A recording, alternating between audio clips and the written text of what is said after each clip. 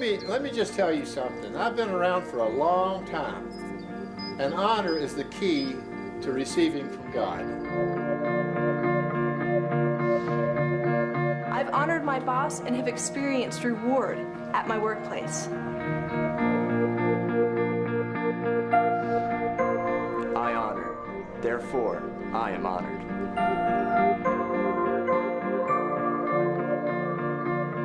Amém, amém, amém! Bem, muito bem! Eu acho que... temos uma multidão faminta hoje aqui. Isso é maravilhoso! Ouçam, estamos muito empolgados de estar aqui. Para a gravação do currículo A Recompensa da Honra serão 12 sessões. Estamos muito felizes em começar nossa primeira sessão hoje. E temos um grupo bem faminto aqui, e eu realmente me empolgo com isso, certo? E antes mesmo de começar, eu quero orar ao Senhor para que Ele realmente possa mudar nossas vidas com essa série, amém? Pai, em o nome de Jesus, primeiramente estamos muito gratos por sermos seus filhos. Você poderia nos ter feito escravos e já seria bom, mas você nos chama filhos e filhas de Deus em o nome de Jesus e por isso somos eternamente gratos. Então hoje, Pai, nos achegamos a você com ousadia no seu trono em nossos corações. E Senhor, sabemos pela tua presença que o teu Espírito Santo está aqui. E onde quer que esse currículo seja assistido, damos boas-vindas à sua presença, Espírito Santo. E Pai, eu te peço que essa noite você unja nossos olhos para vermos, unja nossos ouvidos para ouvirmos e nos dê um coração para entender e perceber. Revele-nos Jesus de forma maior do que jamais o vimos antes. Eu te peço que à medida que o contemplemos você nos mude de glória em glória, pelo Espírito do Deus vivo. Eu te peço que como resultado da tua palavra nossas vidas sejam mudadas, nossas casas sejam mudadas e nossas igrejas sejam mudadas. Pois eu decreto essa noite, Senhor e Pai, que o seu reino já veio e que a sua vontade será feita nesse lugar, aqui na terra como no céu. E por isso eu te dou a glória, a honra, o louvor, a ação de graças e no santo nome de Jesus, que é poderoso, majestoso, incomparável, eterno, grandioso e maravilhoso. Todos que concordam gritam... Amém! Agora agradeça a Ele mais uma vez pelo que Ele vai fazer, certo? Obrigado, Senhor! Aleluia! Amém, amém, amém, amém! Você pode sentar. Você pode sentar hoje. Eu quero que você abra sua Bíblia comigo, por favor. Vamos começar em 2 João. E se você puder, ponha um marcador no Evangelho de Marcos, capítulo 6. Sim, é uma boa ideia. Esta é a primeira sessão da Recompensa da Honra. E o título dessa sessão é Honra. Repita, honra. Certo, então eu quero ler os primeiros 3 parágrafos que eu escrevi do livro A Recompensa da Honra. Então, por favor, ouça. Honra. Uma virtude quase extinta no século XXI. Porém, ainda tem o poder de nos comover. Aquece os corações quando demonstrada em filmes. Muitos choram devido à coragem e o sacrifício. Reveja os grandes sucessos de todos os tempos e você encontrará a honra entremeada em seus roteiros. Aplaudimos romanticamente, mas onde está a honra na nossa vida diária? Ela se tornou um elemento estranho à nossa geração. Eu quero vê-la restaurada, quero ver a honra restaurada entre filhos e filhas. Ela é a chave essencial, ouçam com cuidado o que digo. Ela é a chave essencial para receber de Deus. E por esta razão o inimigo das nossas almas tenta frequentemente eliminá-la da nossa vida. Ela traz grandes recompensas, recompensas que Deus deseja que você receba. Você está prestes a embarcar em uma jornada que vai te levar ao coração de Deus. Ela vai afetar a sua vida de uma forma muito prática, muito embora seja uma análise profunda e espiritualmente revelada da palavra de Deus. Muitos não a descobrem até ser tarde na vida. Por esta razão, João apóstolo urgentemente escreve. E é aí que vamos começar em 2 João no verso 8, tem apenas um capítulo. Em 2 João, então no verso 8 lemos: Acautelai-vos, repitam, eu vou me acautelar. Ou seja, essa mensagem não é para a pessoa ao seu lado, certo? Então, esposas, essa mensagem não é para o seu marido. Maridos, essa mensagem não é para suas esposas, certo?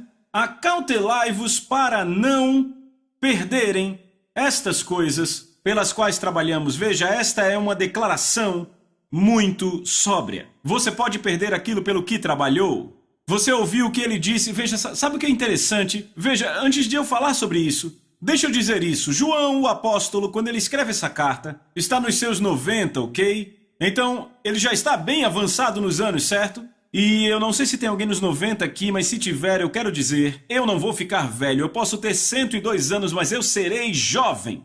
Eu acho que a idade tem muito a ver com a forma como você pensa, a forma como vive, a forma como fala. Estão comigo? E a Bíblia diz que somos renovados dia após dia pelo Espírito de Deus. Amém? Aleluia. Então vou permanecer jovem enquanto você. Amém? Então João é esse jovem com 90 anos, certo? Quando ele escreve, eu descobri que muitas pessoas, quando são fiéis a Deus, por anos e anos no ministério, o que acontece é que elas adquirem o que eu chamo de a unção do avô ou da avó em suas vidas. Como assim a unção do avô? Sabe, quando alguém é fiel a Deus no ministério por anos e anos e anos, Deus põe essa unção e esse peso sobre suas vidas. E o que acontece é que elas conseguem chegar ao coração do assunto mais rápido do que outras pessoas, entendem? Às vezes você senta e fala com alguém que precisa de 5 parágrafos para uma sentença. Não com uma pessoa que tem a unção do avô ou da avó. Eles chegam direto ao ponto e podem dizer tanto com poucas palavras. E sabe o que eu aprendi? As palavras são pesadas. Repitam, pesadas. Eu lembro quando Lisa e eu e nossos 4 filhos tivemos o privilégio de sentar na sala de estar da Evelyn e do Oral Roberts há anos atrás. Foi cerca de 3 semanas antes da Evelyn ir para o Senhor. E eu lembro que ficamos lá por 2 horas e falamos com eles. E tanto Oral quanto Evelyn estavam ambos dizendo frases, apenas uma frase. E eu vou ser honesto com vocês, até hoje, 2 anos depois, eu ainda estou mastigando essas frases.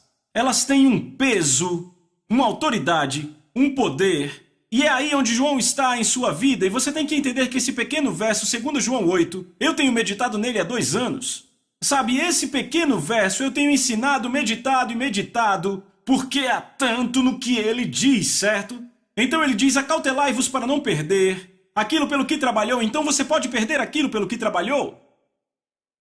Agora temos uma declaração muito sóbria aí, ok? Sabe, é por isso que Jesus disse, aquele que persevera, o que persevera até o fim, certo? O cristianismo não é uma corrida de velocidade. É uma corrida de resistência. Não é como começamos a corrida que conta, mas como terminamos. E então aqui está João, numa idade muito avançada, dizendo, acautelai-vos, tenham cuidado, cuidem de si mesmos, para não perderem aquilo pelo que trabalharam. Então você pode perder aquilo pelo que trabalhou. Há exemplos bíblicos. Sabe, vejam os filhos de Israel, por anos e anos e anos eles clamaram para que Deus os libertasse. Estavam no Egito, sob cativeiro, tinham o algoz do faraó dando açoites neles, matando seus filhos. Eram pessoas desesperadas por libertação. E Deus finalmente envia a libertação por uma pessoa chamada Moisés. Moisés os tira e os leva para o deserto. E eles continuam, um passo após o outro, continuam a reclamar e reclamar, murmurar e murmurar. Você já pensou por que Deus não gosta de reclamação? Já se perguntou? Sabe, você já notou que em 1 Coríntios 10, há os 5 grandes que Deus odeia? Sabe, naquela lista a imoralidade sexual, idolatria, tentar a Deus, mas sabe, um deles é reclamação. Por que Deus não gosta de reclamação? Porque reclamação é um insulto ao caráter dele. Reclamação é dizer a Deus, eu não gosto do que você está fazendo na minha vida, se fosse eu faria diferente. É uma absoluta falta de temor do Senhor, é um tipo de rebelião e é uma completa desonra. Repitam, desonra. Então os filhos de Israel só fazem reclamar, é um padrão que estabeleceram em sua vida. Repita, padrão. Eles reclamam, reclamam, reclamam, reclamam. E então o que acontece? Bem, quando reclamavam, normalmente não custava muito a eles, não é? Talvez foram espancados um pouco por Deus de algumas formas, sabe? Mas desse ou daquele jeito, você volta e lê lá no livro de Êxodo. Mas então enviaram 12 líderes para a terra prometida que Deus tinha dado a eles. Mas então 10 daqueles líderes que eles enviaram voltam e dizem, ei, há gigantes lá, eles têm armas de destruição em massa, ok? Eles têm tanques enormes, são gigantes, sabe? E queremos proteger nossas mulheres e filhos, e a maioria da multidão diz, ah, sim, obrigado por nos proteger. Mas o que é fantástico é que Josué e Caleb se levantam e dizem, ei, poderemos vencer. Mas o impressionante é que aqueles 10 líderes influenciaram aquela congregação e isso custou a eles todo o chamado de Deus em suas vidas. A vontade de Deus é que eles entrassem naquela terra prometida, este era o plano de Deus. Mas porque eles começaram um padrão de reclamação, eles perderam tudo. Estão comigo? Veja, Roboão era filho de Salomão. Como príncipe, ele e seus parceiros provavelmente riam e caçoavam dos conselheiros do pai dele e do seu próprio pai. Porque, sabe, Salomão tinha conselheiros muito sábios e provavelmente caçoavam dizendo: esses caras são tão quadrados, por que eles fazem isso, por que fazem aquilo, sabe? Eu vou dizer, quando eu for rei, eu vou fazer as coisas diferentes, sabe? Então, finalmente, Salomão vai ter com seus pais e Roboão, ele vira rei. Então o povo vai a Roboão e diz: veja, o seu pai era um pouco duro conosco, ok? Dá para você aliviar a carga, sabe? Os impostos dele eram altos, a carga era pesada, dá para aliviar. Então Roboão vai imediatamente aos conselheiros do seu pai e pergunta o que dizem. E eles dizem: veja, se você diminuir a carga deles, você ganha o coração deles para sempre. Mas Roboão diz: eu vou para os meus parceiros. Ele vai aos seus parceiros e diz: caras, o que dizem? Ah, você tem que mostrar a eles quem é o cara agora, vamos. Você tem que mostrar que você é o rei. Então diz a eles: ah, vocês acham que meu pai era pesado? O meu dedo midinho é mais pesado que o meu pai. Certo? Então o povo volta e Roboão dá a resposta que seus parceiros deram. O que acontece? Ele perde 10 das 12 tribos de Israel. Ele perdeu tudo em um simples momento. Era um momento definidor de vida. Estão comigo? Ei, estão comigo? Era isso que João estava falando. Tenham muito cuidado para não perder o que conquistaram. A forma como você se coloca num lugar pode fazer você perder tudo o que conquistou. Entre num padrão de fazer o que é certo. Um padrão de obedecer a palavra de Deus, mesmo quando parece que não funciona para você. Mesmo quando parece não te beneficiar, ainda assim você obedece. Sabe, eu descobri que crescemos no Espírito quando obedecemos a Deus em tempos difíceis. Não quando o sol está brilhando. É nas tempestades da vida que nos recusamos a desobedecer ou pôr em risco o que a palavra diz e dizemos: certo, eu vou obedecer. Não importa o que pareça. Desenvolvemos um padrão porque, sabe, quando esses momentos definidores de vida chegam, não sabemos. Roboão não sabia que ele perderia 10 das 12 tribos de Israel. Ele não sabia que era um momento definidor da vida. Os filhos de Israel, eles não sabiam que aquilo custaria a vontade de Deus para a vida dele, eles não perceberam. Então, seu momento definidor de vida é sempre uma ocorrência da qual você não sabe. É um livro aberto, mas você não sabe quando acontece. Estão comigo? Mas se você define um padrão de obediência, você não perderá aquilo pelo que trabalhou. E é isso que o apóstolo João tenta nos dizer. Não percam aquilo pelo que trabalharam, amém? Ele continua dizendo: acautelai-vos para não perderem aquilo pelo que trabalharam, mas, repitam, mas, para que possam receber uma recompensa completa. Repitam, recompensa. Quantos sabem que Deus é um recompensador? Ah, eu acho muito pouco. Quantos sabem que Deus é um recompensador? Meu Deus, ele é um recompensador, certo? Sabe como ele se apresenta a Abraão? Como é que ele se apresenta a Abraão? Ele diz: eu sou o seu escudo, sua grandiosa recompensa. Que forma de se apresentar a alguém? Sabe, ele se apresenta assim e Abraão cai e ele levanta e ele diz: eu sou o seu escudo e sua grandiosa recompensa. Em Salmos 19:11 a Bíblia diz: em guardar as promessas da aliança de Deus há uma grande recompensa. E podemos ver outras passagens pela Bíblia de como Deus quer e deseja nos recompensar. Estão comigo? Agora eu posso dizer, como pai de 4 filhos, eu sei um pouco mais como é o coração do pai. Porque o quanto ele ama nos recompensar. Sabe, como pai, eu amo recompensar meus garotos. Sabe, eu amo olhar para o olho deles quando eles dizem: que legal, papai, depois que eu dou algo, certo? Eu amo isso, ok? Então eu creio que Deus é assim. Mas como um pai sábio, eu aprendi algo. Eu não vou recompensar os meus filhos a não ser que eles conquistem ou mereçam. Estão comigo? Por quê? Porque se você recompensar seus filhos sem que eles conquistem ou mereçam, você vai tirar deles o incentivo. E quantos sabem que incentivo é algo bom? Não é algo ruim? Estão acompanhando? Agora notem João, olhem na sua Bíblia e veja. João diz: acautelai-vos para não perderem aquilo pelo que trabalharam, mas para que possam receber uma recompensa completa. Agora repitam: uma recompensa completa. Digam de novo: recompensa completa. Eu comecei a pensar sobre isso. E comecei a pensar, sabe, para haver uma recompensa completa, o que quer dizer? Que é um cenário de recompensa parcial e há um cenário sem recompensa, certo? Porque para João, nessa passagem, especificamente identificar uma recompensa completa, tem que haver uma recompensa parcial. Ele não está escrevendo: ei rapazes, vivam sua vida de forma que recebam uma recompensa parcial. Não é o que ele diz. Ele diz: cuidem para ter recompensa completa. Estão comigo? Agora, as palavras de João aqui se aplicam a 2 reinos na vida. Repitam: 2 reinos. O primeiro reino a que se aplica, E eu estou fazendo ele primeiro porque não é a parte principal do assunto. A primeira parte ao qual se aplica é o trono do julgamento de Cristo. Então, o trono do julgamento de Cristo se encontra em 2 Coríntios capítulo 5 e em Romanos capítulo 14.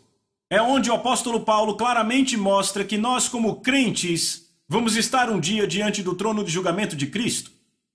E diante desse trono, seremos examinados pelo próprio Senhor para ver como vivemos esta vida como crentes. Talvez alguns possam ficar preocupados agora. Nesse trono não seremos julgados pelos nossos pecados, porque como crentes nossos pecados foram erradicados pelo sangue de Jesus, diga graças a Deus. Não, seremos julgados por como vivemos essa vida como crentes. Agora, não só toda obra que fizemos será examinada, mas cada palavra que falamos, cada pensamento que tivemos e cada motivação que nos moveu.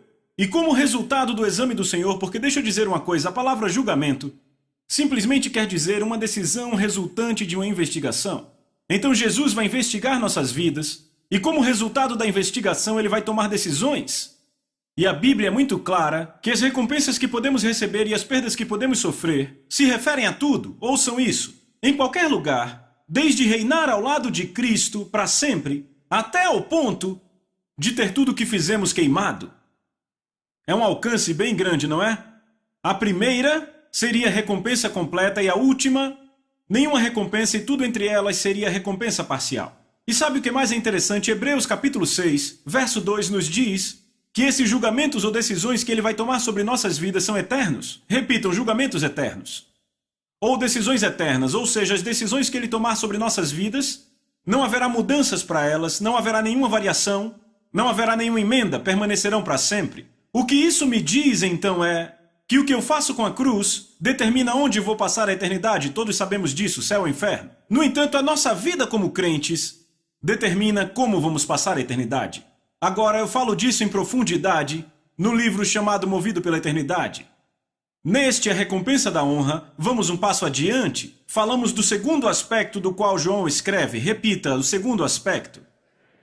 O segundo aspecto do qual João está falando é o seguinte: esta vida, repitam, esta vida. 1 Timóteo 4,8 declara, prestem atenção aqui. Paulo diz, a piedade é proveitosa para tudo, tendo a promessa da vida que agora é, repitam, agora é, e a que há de vir.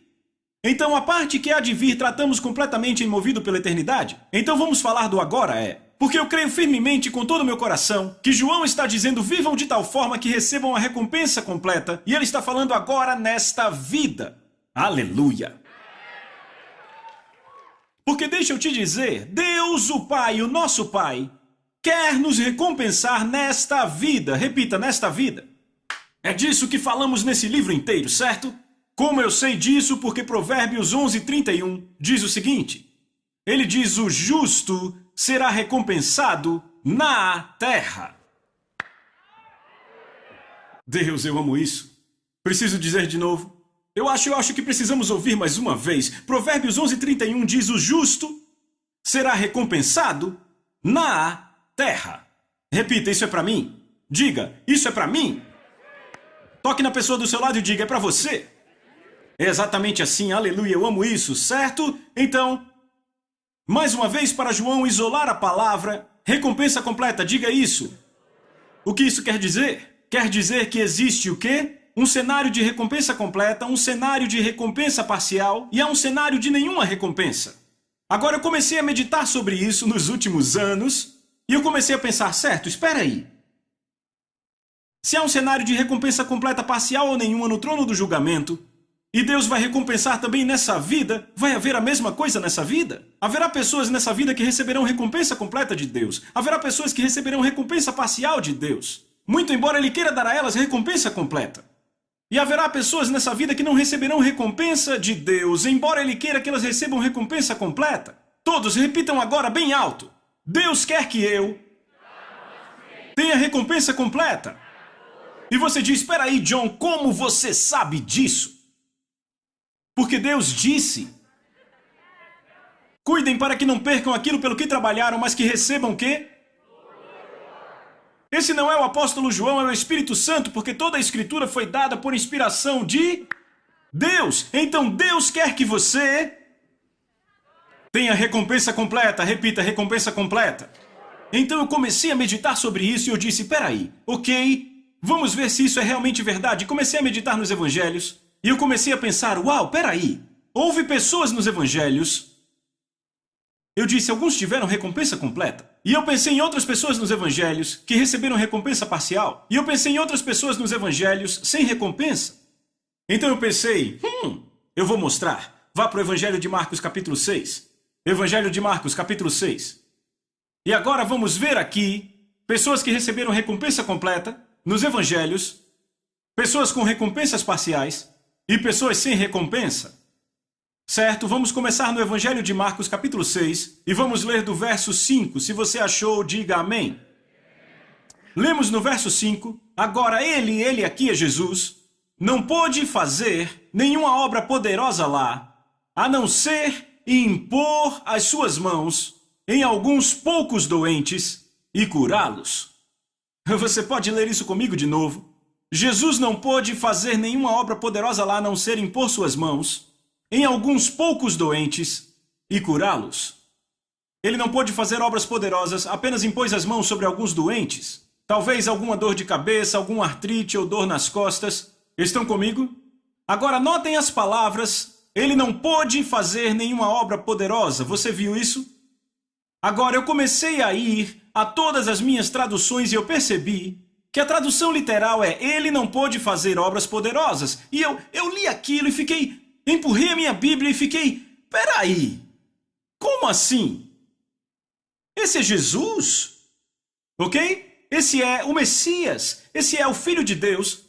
Embora ele andasse como filho do homem, era o Filho de Deus, ele estava cheio do Espírito Santo sem medida e ele entra numa cidade que esperava o Messias. Entenda isso, essa cidade na qual ele entra em Marcos 6, eles estão buscando o Messias, estão antecipando sua vinda e eles sabem que está na época da sua vinda.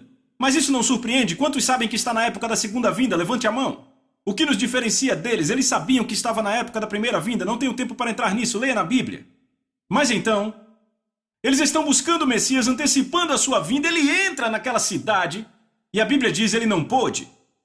Agora, eu empurrei minha Bíblia e disse, peraí, eu entenderia, ele não realizou obras poderosas. Porque ele não realizou tem a ver com a vontade dele. Estão comigo? O simples fato de dizer que ele não pôde quer dizer o quê? Ele foi impedido. Esse é o Filho de Deus com o Espírito sem medida e ainda assim ele é impedido, ele não pode fazer nenhum milagre, não pode curar um cego, não pode curar um surdo. Eu pensei, por que ele não pôde fazer? E eu achei a resposta. Está nos versos anteriores, foi o que o povo disse, olhem isso. Verso 3. As pessoas se olhavam e diziam, de onde esse homem recebe essas coisas? E que sabedoria é esta que é dada a ele? E essas obras poderosas que são feitas por suas mãos, porque ele falou sobre as coisas que aconteciam em outras cidades? Este não é o carpinteiro, filho de Maria, o irmão de Tiago, José, Judas e Simão, e não vivem aqui entre nós suas irmãs? Então ficaram ofendidos com ele. Veja o verso 4. Mas Jesus disse a eles, não há profeta sem honra. Repitam, honra. Diga de novo. Diga de novo. Diga de novo. Não há profeta sem honra senão na sua terra, entre seus parentes e na sua própria casa. O que está acontecendo aqui? Jesus entra na cidade aonde ele cresceu, certo? Eles se reúnem na sinagoga, é o sábado, certo? Quando eles estão na sinagoga no sábado, Jesus entra, pega o pergaminho de Isaías, abre-o em um determinado lugar e ele começa a ler, o Espírito do Senhor Deus está sobre mim, porque ele me ungiu para pregar o Evangelho aos pobres, certo? Então, está no Evangelho de Lucas. Nada está fora do lugar aqui, ok? Nada muito chocante, é uma parte familiar das Escrituras para eles. Estão acompanhando? Sabe, seria como alguém na nossa igreja hoje se levantar e começar a ler as bem-aventuranças, ok? Bem-aventurados os pobres. Ou começarem a ler o Pai Nosso que estás nos céus, ok, já sabemos o que vem a seguir. Então ele continua a ler, certo? A única pequena coisa fora do lugar é porque esse jovem homem está lendo as Escrituras ao invés dos experimentados rabis e mestres da lei, ok? Então ele continua a ler, o Espírito de Deus está sobre mim, mas em determinado momento Jesus solta a bomba. E em Lucas nós lemos, ele disse, neste dia essa escritura se cumpre diante de vós. E então ele começa a falar dos grandes milagres que estão acontecendo em outras cidades e ele dá uma forte mensagem profética. Quando isso acontece, as pessoas começam a se entreolhar e eles ficam, o quê? E eu consigo ver uma mulher olhando para outra e, esse é Jesus, ele estava na aula de matemática da minha sobrinha. E outro cara fala, esse é Jesus, ele era do time de futebol do Benjamin.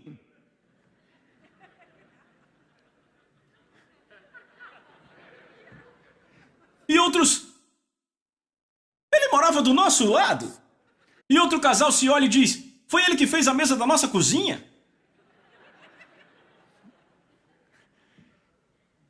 Estão vendo isso? O que está acontecendo aqui? Eles pensam, quem ele pensa que é? O Espírito de Deus está sobre mim? Veem, essas pessoas tinham uma imagem mental, repitam, imagem mental, de como o Messias viria. E essa imagem mental foi desenvolvida pelo mesmo livro, Isaías, de outra passagem familiar no capítulo 9, que diz, o menino nos nasceu, um filho se nos deu, o governo está sobre os seus ombros e o seu reino não terá fim. Então essas pessoas estavam familiarizadas com essa passagem porque era uma das promessas do Messias e elas esperavam que o Messias viesse como um sábio rei conquistador que ia libertá-las da opressão romana e que ia estabelecer o trono de Davi e governar sobre aquele trono para sempre. Mas quando Jesus vem como um deles, com um monte de gente da máfia e prostitutas seguindo ele, eles dizem, ei, espere, não era assim que nós esperávamos que o Messias viesse. Estão comigo? E o interessante é que o conceito dele se desenvolveu do Velho Testamento. Estão comigo? Não era assim que esperávamos e como resultado não lhe deram honra. Agora, sabe, isso me mostra algo realmente interessante. Sabe o quê? Muitas vezes Deus vai nos enviar o que precisamos num pacote que não queremos. Alguns vão entender daqui a pouco. Repito, muitas vezes Deus vai te enviar o que você precisa num pacote que você não quer. Por que é assim? Para você saber que Ele é Deus. Estão comigo? A chave para entender por que essas pessoas não viram obras poderosas no meio delas, com Jesus, é porque não deram a Ele a honra que Ele merecia. Retiveram honra para Ele, é por isso que Ele disse, não há profeta sem honra senão na sua terra, entre seus parentes e na sua casa. Repitam a palavra honra. Certo? Digam de novo. Toda a chave é a honra. Agora eu fiz um estudo muito extensivo apenas sobre essa palavra honra. Ok, eu espero que você não se incomode com isso. Honra vem da palavra grega timi. Então soletra-se T-I-M-E. Em português pronunciamos talvez time. Não se pronuncia dessa forma em grego, se pronuncia timi. Repitam, timi. Ok, então eu falei com várias... Não, eu deveria dizer, eu falei com várias pessoas, mas vejam. As duas pessoas-chave com quem eu falei são dois ministros fluentes na língua grega. Um vive no Reino Unido, o outro vive em Atenas, Grécia, e está na 4ª geração de ministros na família. Eu pesquisei em todos os dicionários de grego que vieram à minha mão. Eu estudei essa palavra à exaustão. A definição literal desta palavra honra é a seguinte, escrevam, é uma valorização. Escrevam isso, uma valorização. Quando você fala a palavra timi para um homem grego, ele pensa em algo valioso, ouçam com atenção, valioso, que tem peso, precioso, assim como ouro. Estão comigo? Quantos sabem que não se põe ouro na bomboniere? Onde se põe? Você põe no lugar de honra, certo? Estão comigo? Estão comigo outras definições da palavra honra, apreciação, estima, um olhar favorável, respeito. Pensem nisso, valioso, que tem peso, precioso, apreciação, olhar favorável, estima, respeito. Às vezes, olhem para mim, às vezes para saber o que uma palavra é, vemos o oposto. O que ela não é, o seu antônimo. Qual o antônimo de honra? Desonra. Repita, desonra. O que é desonra? Qual a definição grega para desonra? Não demonstrar respeito ou valor. Escreva isso, tratar como comum. Escreva isso, tratar como comum. Escreva isso, tratar como ordinário. Estão pegando? Eu perguntei, estão pegando? Quando você fala de desonra para um grego, ele vai pensar em algo comum, leve, de que se livra facilmente, assim como o vapor. Estão comigo? Certo? Uma forte forma de desonra é ser tratado de forma vergonhosa ou humilhante, certo? Agora, ao estudar a palavra honra nos meus dicionários de grego, eu descobri que a honra pode ser demonstrada em obras, ouçam com atenção, em palavra, em pensamento, mas toda honra verdadeira se origina do coração. É por isso que Deus diz em Isaías 29, verso 13: Esse povo se aproxima de mim com suas bocas e me honram com seus lábios, mas seus corações removeram para longe de mim e seu temor por mim é ensinado por preceitos de homens. Deus diz, eles me honram com seus lábios, mas seus corações se afastaram de mim. Então a verdadeira honra se origina onde? No coração. E ele diz também, o temor deles por mim é ensinado por preceitos de homens. É interessante notar que toda honra que é uma verdadeira honra, ela é derivativa ou ela flui pelo temor do Senhor? Bom lugar para dizer amém. É por isso que eu amo tanto essa palavra, certo? Estão comigo? Então, essas pessoas retiveram a honra para Jesus, elas não o viram como valioso, precioso, com peso, não o reconheceram como alguém enviado por Deus para cumprir sua palavra. Ao invés disso, o viram como um homem ordinário, um garoto local e comum. Por causa disso, eles só receberam uma recompensa pequena e parcial. Repitam, recompensa parcial. Talvez foram curadas algumas artrites, dores de cabeça, dores nas costas. Jesus, ouçam aqui, Jesus não pôde cumprir sua missão, a vontade de Deus, porque eles o restringiram por reterem a honra. Por isso só receberam recompensa parcial. Estão comigo? Então, no Evangelho de Lucas, capítulo 5, vou falar rapidamente. Lucas, capítulo 5, Jesus está ensinando numa grande casa. Repita, uma grande casa. Certo, é uma casa muito grande porque a Bíblia diz que havia uma multidão de mestres e pregadores lá, certo? Provavelmente algumas centenas de pessoas na sala de estar daquela casa e Jesus está pregando. Estão comigo? E a Bíblia diz o seguinte, que o poder do Senhor estava lá para curar a eles. Repitam, eles. Quem são eles? Os mestres e pregadores, certo? Agora, quantos sabem que Deus não desperdiça nada? Não ouvi muitos améns, eu vou tentar de novo. Quantos sabem que Deus nunca desperdiça nada?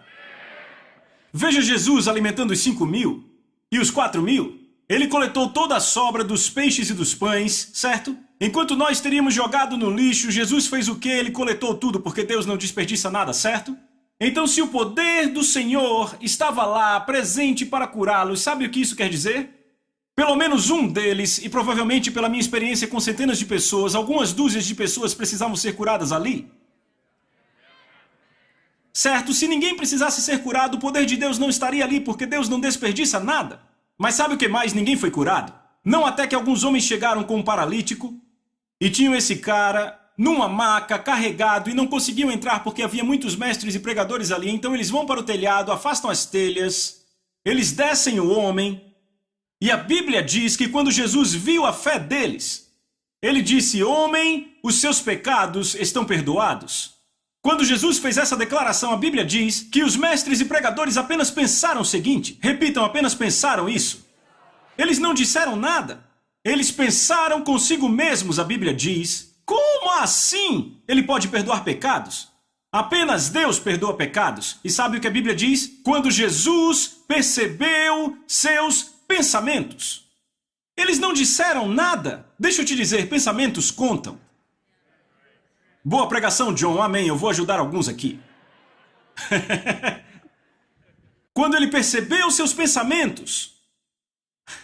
Uau! O que é mais fácil dizer? Seus pecados estão perdoados ou levanta e anda? Então, para que saibam que o Filho do Homem é poderoso para perdoar pecados, ele disse ao paralítico, levanta-te e anda.